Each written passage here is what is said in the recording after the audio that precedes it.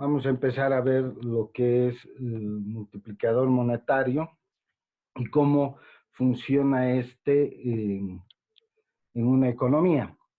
De hecho, les mencionaba, hay que recordar que el multiplicador monetario es ese factor que se genera por el efecto de las transacciones bancarias y hace que de una cantidad pequeña, diremos, de dinero que es emitido por el Banco Central o por los bancos centrales de un país, por efecto de este multiplicador termina convirtiéndose en una gran cantidad de dinero que nosotros conocemos como masa monetaria u oferta monetaria. Algo bien interesante, la base monetaria es el dinero legal y la diferencia entre la masa monetaria y la base monetaria, por efecto del multiplicador, eso nos da el dinero bancario. Entonces, en realidad el dinero bancario lo que hace es aumentar la cantidad de dinero que hay en una economía por efecto del multiplicador monetario. De hecho, toda la cantidad de dinero que hay en una economía, que viene a ser la masa monetaria, depende, por un lado, de la base monetaria o dinero de alto poder o dinero legal, que también se llama, que reitero una vez más, es esa cantidad de dinero que emiten los bancos centrales de todo país, y en el caso nuestro el Banco Central de Bolivia. Entonces, la masa monetaria depende de esa base monetaria, pero también depende de la capacidad que tiene la economía para generar más dinero en base a esa masa monetaria. Y esa capacidad que tiene se llama multiplicador monetario. Básicamente, el multiplicador monetario es el efecto del dinero bancario. Entonces, la relación entre estos dos es lo que genera la cantidad de dinero que hay en una economía en un determinado momento. El multiplicador monetario es muy útil, sobre todo para que las autoridades gubernamentales tengan un criterio de cómo administrar la cantidad de dinero de una economía para promover el desarrollo de esa economía. Cuanto más dinero hay en una economía, la gente tiene mayor capacidad de compra. Y si la gente tiene mayor capacidad de compra, va a demandar mayor cantidad de productos. Eso hace que las empresas productoras, los comerciantes, puedan traer mayor cantidad de productos para vender, ¿no? Entonces hay una relación directa en eso. Pero también si existe una cantidad de dinero demasiado grande y no hay suficientes bienes y artículos, se produce un proceso inflacionario, que puede ser en este caso negativo, porque puede hacer que los precios suban, pero como la gente no tiene la cantidad suficiente de dinero para poder pagarlos, termina perjudicándole a la gente, ¿no? Entonces, el conocer el comportamiento de estas variables es muy, muy importante. ¿Ya? En la, en la ecuación general que muestra lo que es el multiplicador monetario, siempre se presenta como variaciones. Entonces, fíjense, aquí estamos viendo cuál es la variación de la masa monetaria por una variación de la base monetaria, o sea, de la cantidad de dinero, y cómo ésta termina amplificándose por efecto del multiplicador. Esta forma de cálculo lo que nos permite a nosotros es ver en cuánto va a variar la capacidad de compra del dinero una vez que se genere o el Banco Central emita una unidad de dinero. Es decir, que, por decir, saque un billete de un boliviano, una moneda de un boliviano, al meter esa moneda en el mercado y a través del multiplicador monetario nosotros vamos a saber en cuánto termina convirtiéndose eso y ahí vamos a tener una idea de la cantidad de dinero que hay en una economía y la capacidad de pago que tiene esa economía. Este factor también nos sirve mucho a nosotros y sobre todo a ustedes cuando estén dirigiendo empresas, porque eso les va a permitir saber si la economía va a tener o no suficiente dinero para poder comprar los productos que ofrecen. Por ejemplo, hoy día, en esta época, por efecto de la cuarentena, estamos viviendo un proceso de recesión. El querer actualmente lanzar alguna empresa nueva o empezar a ampliar la producción no sería lo más racional. ¿Por qué? Porque esta época está haciendo que exista poco circulante en el mercado y por tanto, al no haber muchos circulantes, no hay mucha demanda y si no hay mucha demanda, entonces de nada sirve aumentar la oferta porque ahí tendríamos una desigualdad, una sobreoferta eh, contra una demanda y ahí se puede generar un proceso de baja de precios en el caso de los bienes, ¿no? Entonces, esas son las conexiones que se dan. Vamos viendo cómo funciona esto del multiplicador en una economía. Les decía, la variación en M es la variación de la masa monetaria que se genera por una variación en la base monetaria, que es controlada por el Banco Central. E minúscula viene a ser el coeficiente de efectivo en manos del público. ¿Qué es eso? Básicamente es la cantidad de dinero que tiene el público disponible para gastar. Y 1 menos C viene a ser la cantidad de dinero que el público tiene, pero no en efectivo, sino la tiene depositada en el banco. O sea, este vendría a ser un coeficiente de depósitos bancarios. En algunas ecuaciones van a encontrar que este 1 menos C se representa por una D minúscula, D de dedo. Es porque hace alusión a los depósitos bancarios, pero en realidad todo el dinero de la economía o está en el bolsillo de las personas o está depositado en el banco. No hay otra forma de tener las cosas, ¿no? Ahora bien, en todos los países se fija lo que se llama una reserva legal, que eso es R minúscula. ¿Qué es la reserva legal? Es una previsión que toman los bancos centrales para que todo dinero que entre a un banco, una parte de eso va al Banco Central como resguardo del depositante, no del banco, sino del depositante. Se ha dado varias veces, tanto en Bolivia como en otros países, que por diferentes razones un banco puede quebrar y entonces la gente que ha depositado su plata en el banco, que una vez que ha quebrado, incluso que logra cerrarse, no tendría cómo recuperar ese dinero. Y por eso es que los bancos centrales han creado lo que es esta reserva legal, de manera que ante la quiebra de un banco, el Banco Central pueda cubrir parcialmente o a plazos, en todo caso, la devolución de estos depósitos, ¿ya? Eso significa cada uno de estos. Veamos, pero, cómo funciona más el multiplicador. Este es un dato bastante interesante que se los doy porque vamos a hacer un ejercicio con estos valores. Esta información la he extraído del Banco Central de Bolivia, que es donde se publica, y está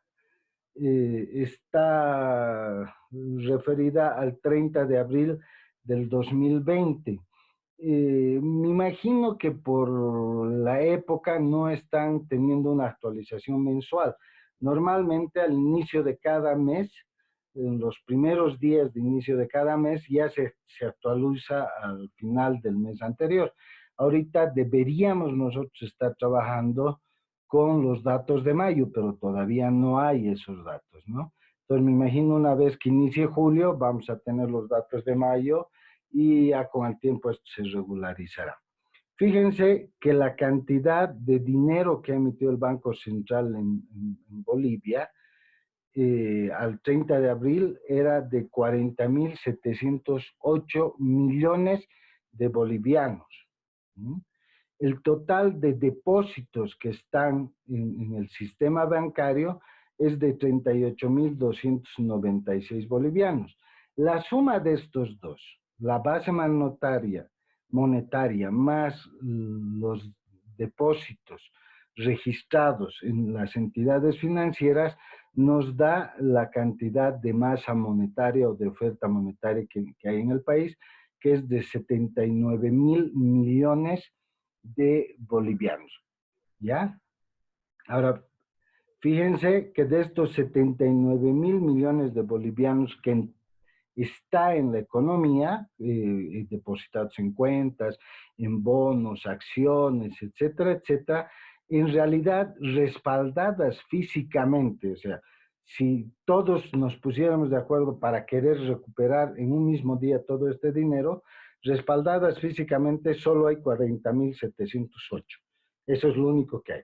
El resto, los otros 38.000, en realidad es lo que nosotros conoceríamos como dinero bancario o transacciones contables que se han generado, ¿no? Pero al final todo esto, tanto la cantidad de dinero legal como la del dinero bancario, hacen a lo que es la masa monetaria.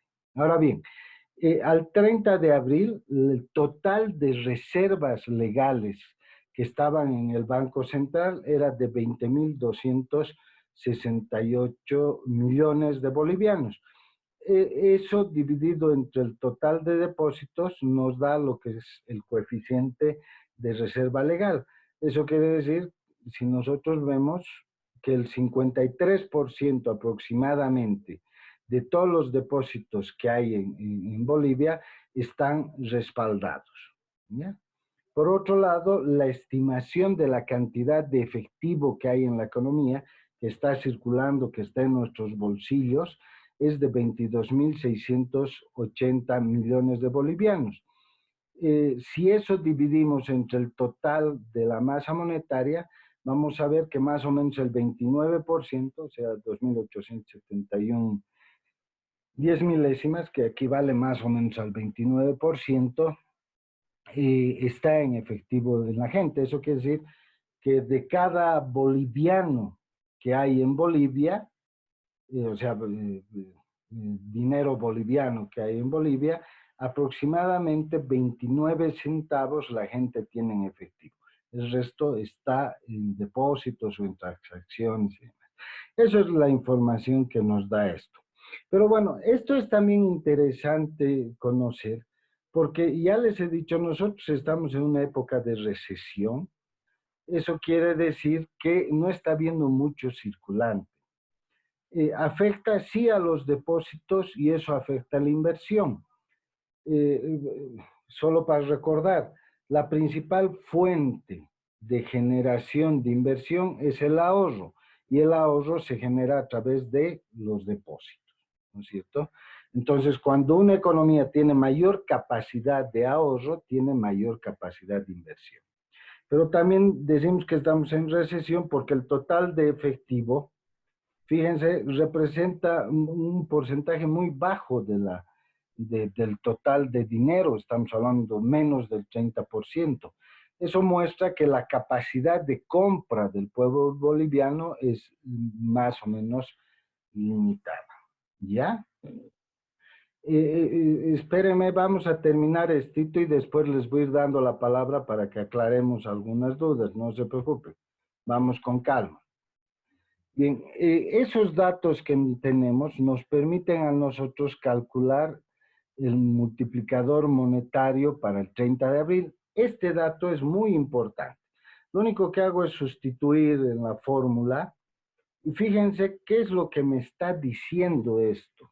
Que por cada boliviano que yo aumente o que el Banco Central emita, ese boliviano al entrar a la economía va a terminar convirtiéndose en 3 bolivianos con 86 centavos.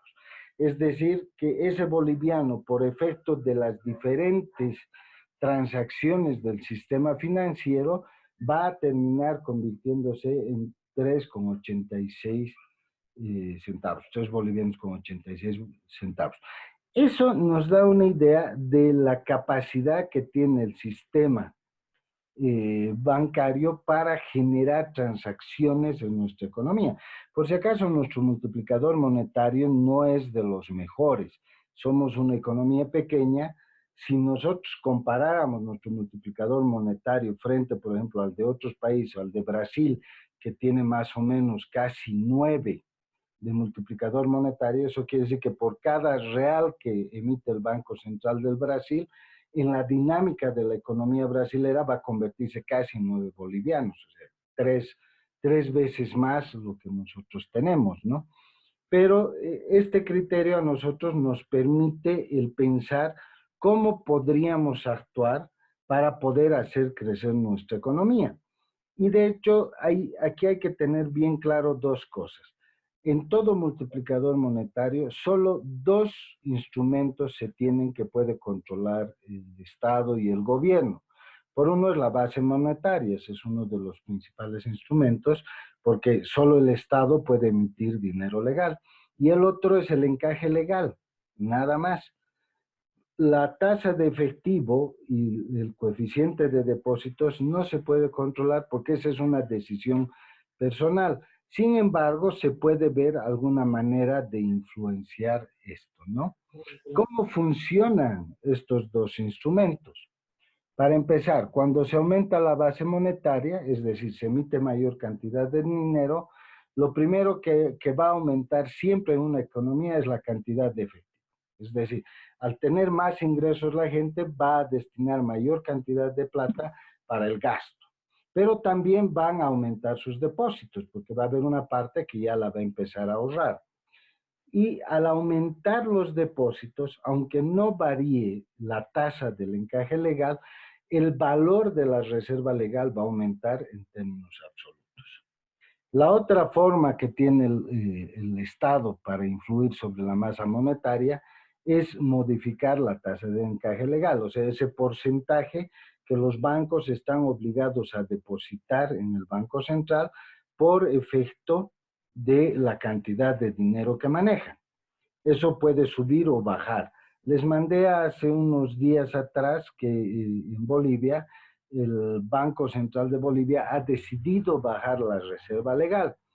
Esto, ¿por qué? Porque quiere aumentar la cantidad de circulante en la economía, quiere tener un efecto positivo sobre la masa monetaria.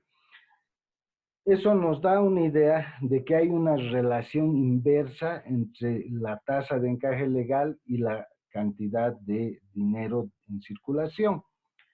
Entonces, si baja la tasa de encaje legal, la cantidad de dinero en una economía va a aumentar, o sea, la masa monetaria.